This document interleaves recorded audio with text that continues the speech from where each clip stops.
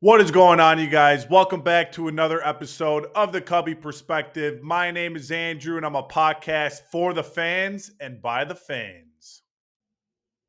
Tough series ahead of us. The Chicago Cubs are going up against the third place Cincinnati Reds, who currently sit at 25 and 26 on the season. The Reds are not some team that we're just going to gaff off like we did with Miami and the White Sox and stuff like that, or Colorado. The Reds do have a lot of good young talent on this team, such as Will Benson. Will Benson came up from AAA, and he's lighting the world on fire at the moment. Hunter Green's looking like a true ace. Elly De La Cruz, enough said. Matt McLain, he's struggling right now, but that dude has a lot of talent, and I hope he doesn't get it going in this series, right? So the Reds are no joke, and the Cubs need to look at this team as such a threat, right? It's in division. Teams have a weird thing about them where even if they're bad teams, they tend to play in division games more competitively, and I'm not sure why. So, hopefully the Cubs can get this sweep because we need the sweep. We need to continue to distance ourselves from the surging St. Louis Cardinals. They are playing out of their mind right now, and quite frankly, I did not expect that. Game one between the Cincinnati Reds and the Chicago Cubs is Matthew Boyd as well as Hunter Green. Both pitchers have been doing absolutely excellent this year. Hunter Green is coming off an injury, so we might be catching him at a good time. But I wouldn't really expect that to bother him much because he's been very dominant all season and dating back to last year. But Matthew Boyd on our end has been pitching really well for us. That 2-year, $29 million deal is looking out to be really well. Biggest question surrounding Matthew Boyd at the moment is, can he stay healthy for an entire duration of a season? Who knows? He has not been healthy the last 5 years at all and has not logged too many innings in that 5-year span. So $29 million for a pitcher like that is kind of hefty, but it's paying dividends at the moment because without Matthew Boyd, this pitching staff would be in deep trouble. I promise you that.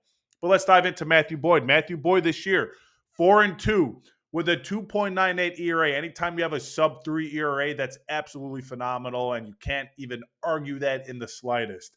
With 53 strikeouts. So he's striking people out. He's keeping his whip down. He's not walking many people, right? He's not getting up too many base runners. So Matthew Boyd's having an excellent season. Going for the Reds for the third time, Hunter Green. Hunter Green is 4-2 on the season with a 2.36 ERA. That ERA is pretty damn low, and that's because Hunter Green throws really hard. He's actually found command of the strike zone, which is kind of terrifying. And he has 61 strikeouts this season, right? And he went on the 15-day IL. So that goes to show how lethal of a pitcher Hunter Green can be. He's actually coming into his own and filling those shoes that the Reds drafted him for with that very high pick. I believe they drafted him top 5 one year, maybe the number 2. I forgot what draft that was. But yeah, Hunter Green's a terrifying pitcher. He's going to throw hard. He is wipe out off speed. So the Cubs are going to have to, they're going to have to be patient. They're going to have to see their pitch and they're going to have to hit it. Don't be chasing that off speed. Just go after the fastball. Try and time up that fastball, right? I'm sure Tommy Hotovy and all of them have that scouting report on him, what Hunter Green's weakest pitches are. And I'm sure that's what they're going to attack. But it's going to be a rough one. But the Cubs have a very good offense. Kyle Tucker's turning the page. PCA's doing PCA things. Seiya Suzuki's hitting better. Ian Happ's back in the lineup. Dansby Swanson's playing like an MVP. So who knows what could happen. And plus, it's at Great American Ballpark, or Cincinnati Ballpark. I forgot what the name is. And we all know how good our Cubs players do in that ballpark, especially Ian Happ. Let's dive into those numbers later. Game 2 is going to be between Colin Ray and Andrew Abbott. Andrew Abbott. Who knows? Colin Ray's 3-0 this year with a 2.38 ERA and 32 strikeouts. Colin Ray's been very solid for us. He's been a good slot to fill in for Justin Steele. So hopefully he keeps it going. Now we have Cade Horton, so that should alleviate some stress on the entire rotation because that's another big arm who's been doing really well. So that's just going to help, Colin Ray. But Colin Ray is doing very good for us. And I've talked about that before, excuse me. So let's just hope he keeps it going. On the opposing side of the mound, Andrew Abbott, 3-0 with a 1.8 ERA, 43 strikeouts. Hey, that 1.8 ERA is disgustingly low. Let's hope our Cubs can inflate that a little bit. I don't think the Reds have that good of a pitching rotation, I'll be honest, but you have a lot of guys who are having great years for them. So that kind of tells me, hey, their pitching staff is doing their job. What's wrong with the actual team? Is it the bullpen? It could be the bullpen. They don't have that good of a bullpen, right? Their closer, who they thought was going to be, Diaz for years to come, has not been pitching well at all, and he actually got bumped from the ninth inning. So maybe they're having some bullpen issues. Maybe they're having some offensive issues, right? They have a young squad on that team, which is going to mean very inconsistent. Ellie is definitely trending in that superstar level, but he has a lot to learn in this league, as does Matt McLean, as does Spencer Steer, as does Will Benson, who's lighting the world on fire, right? Stevenson's always been a pretty solid backup. They have a good offense, but it's inconsistent. I think that's one of the main advantages for the Chicago Cubs. We have an overall pretty consistent team, right? And yeah, hopefully the Cubs can get to Abbott or Abbott. Game 3. Ben Brown, right-handed pitcher, 3-3 record with a 5.44 ERA and 58 strikeouts. What really stands out to me against Ben Brown is that ERA, 5.44. That's not good, right? That's not a good ERA. That needs to be lower if he wants to be successful in this league. I think the main issue for Ben Brown at the moment is the fact that he's only a two-pitch guy. He only has a fastball and he only has a slider. And, it's not rocket science. Once you get, obviously, it's notoriously known for being difficult once you see the lineup 3 times over, right? So by the third time, the pitchers probably had, or the hitters probably had the entire sequence of what Ben Brown's going to do, and that's probably why he's struggling at the moment.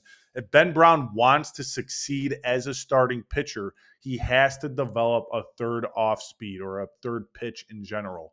Maybe slot in a changeup or something like that to really throw people off. But a starter only being a 1-2 guy, I don't know. That screams more so reliever, in my opinion. And now I think Ben Brown would be an excellent reliever, right? That'd make him throw harder. That'd make that automatically fill the slot as a closer, having a 2-pitch dude. But yeah, Ben Brown needs to have a third pitch, and that's what I'm hoping to see at some point this year or next year. And I get it, that takes time. But on the opposing side of the mound, Nick Lodolo. Nick Lodolo is also doing really well for the Cincinnati Reds.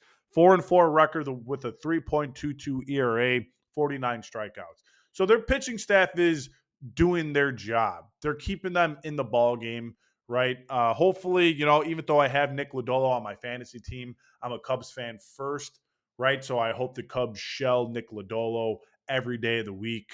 But yeah, it's not going to be an easy series. Thank God it's in Cincinnati because the Cubs play really well in Cincinnati and they love to hit out there. So, hey, my predictions are going to be a sweep. I think a sweep is coming. I think the Cubs are definitely finding their groove at the moment. They've won 5 out of 6 games, should have been 6 out of 6.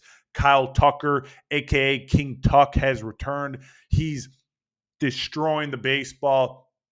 PCA, all of them guys, like we talked about before, right? So I'm saying a clean sweep of the Cincinnati Reds. Book it.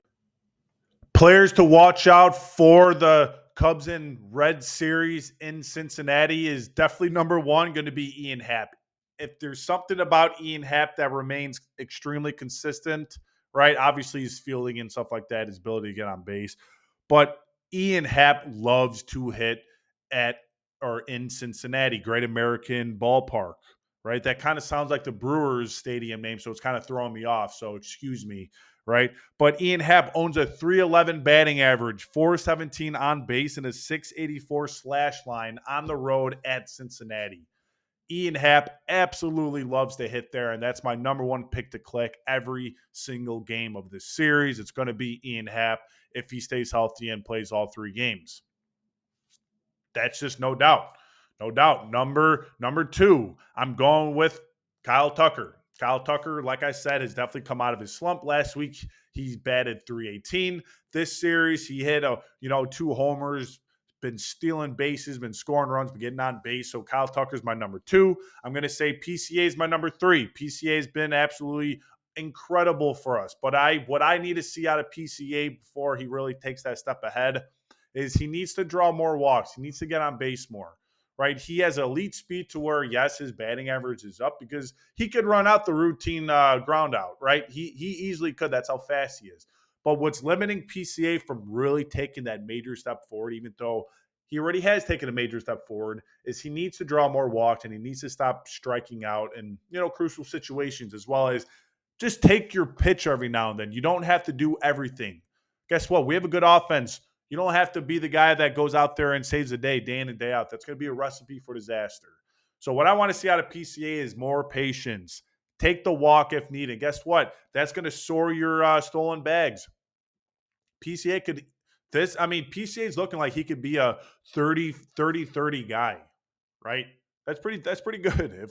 If he becomes a 30-30 guy, and that's just, dare I say it, he could even be a 40-40 guy with the way he's been playing. Disgusting, right? But hey, it's PCA's world and we're just living in it. We're just gonna have to wait and see what he turns into, because no one really knows his ceiling at this point, and that's pretty terrifying for other teams out there. It's awesome for us, but it's pretty terrifying for other teams.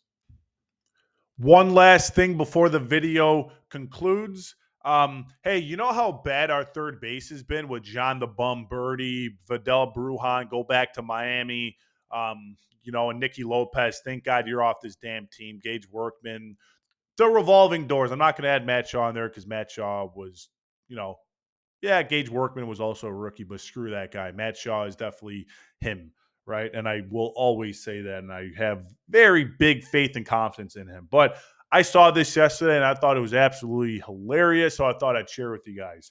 Hits in the month of May for our third baseman on this team. Let's start off with the worst player in baseball history, Nicky Lopez. 1 hit in the month of May. All right.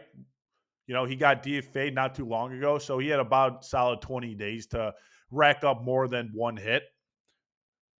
John Birdie. Oh, man, I can't stand this guy. Only 2 hits in the month of May. Wow, good job, you freaking loser. Vidal Brujan, 3 hits. Wow, that might actually be a career month for Vidal Brujan. And quite frankly, I feel incredible because I was at that game where Vidal Brujan had 2 hits, right?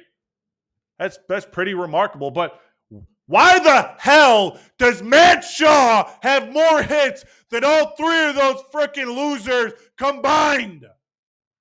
All right, not combined, but pretty damn near. Matt Shaw's been up for 2 or 3 games with the Cubs, and he already has 4 hits. He already has more hits than all of them.